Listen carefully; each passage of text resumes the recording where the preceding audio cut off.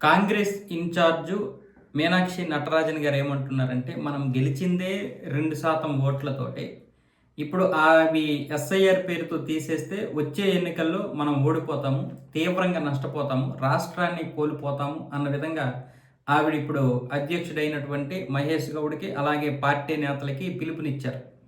అయితే ఇక్కడ అధ్యక్షుడు మహేష్ గౌడ్ ఏమంటున్నారంటే, ఇక్కడ కావాలని కూడా మన ఓట్లను తీసేస్తున్నారు అని చెప్తే, ఆవిడేమంటుందంటే, మరి మీరు చూసుకోండి అవన్నీ స్థానిక ఎమ్మెల్యేలని అలాగే నేతల్ని అప్రమత్తం చేయండి, వాటిని గనక కోల్పోయామంటే జీవితంలో మరి మనం ఇక్కడ గెలవలేము అని చెప్పి ఆవిడ మళ్ళీ నేతలకి ఏమొచ్చేసి దిశానిర్దేశం చేస్తే, ఎస్ఐఆర్లో ఉన్నటువంటి వారు కావాలని ఈ ఎస్ఐఆర్లో భాగంగా మన యొక్క కాంగ్రెస్ ఓట్లను కూడా తొలగిస్తున్నారు అని చెప్తున్నారు. మరి మీరందరూ ఏం చేస్తారు? మీరు కూడా వెంటనే యాక్షన్ తీసుకోండి. దీనికి సంబంధించి ఓట్లన్నీ కూడా పోకుండా ఉండే విధంగా చేయాల్సినటువంటి బాధ్యత మీదే కదా అని చెప్పి మళ్ళీ ఆవిడేమొచ్చేసి అందరి మీద ఫైర్ అయిపోయారు. అంటే అర్థం ఏంటంటే, వచ్చే ఎన్నికల్లో మనం గెలవలేము ఇలాగే ఉంటే.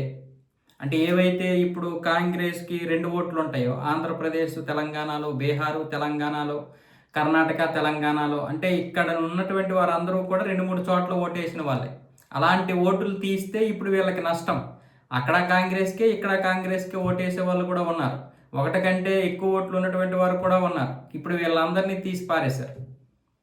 అడగడానికి ఏముంది? అడగడానికి లేదు. ఇప్పుడు నీకు ఆంధ్రప్రదేశ్లో ఓటు ఉండాలి, మళ్ళీ తెలంగాణలో ఓటు ఉండాలంటే ఎట్లా?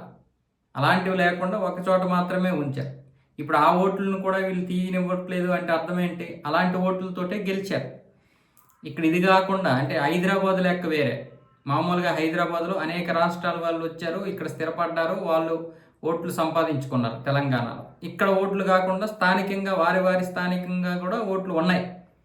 ఇప్పుడు అవన్నీ లేకుండా పక్కాగా ప్లాన్తో మొత్తం ఒక 43 లక్షల ఓట్లు ఎన్నో తొలగించారు హైదరాబాద్లో. ఇందులో మళ్ళీ దొంగ ఓట్లు ఉన్నాయి. ఇందులో దొంగ ఓట్లు అంటే ఎలా ఉన్నాయి?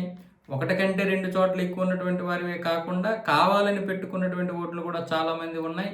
చనిపోయినటువంటి వారి ఓట్లు కూడా ఉన్నాయి చాలామందివి. స్థాన చలనం చెందినటువంటి వారి ఓట్లు కూడా ఇంకా ఉన్నాయి.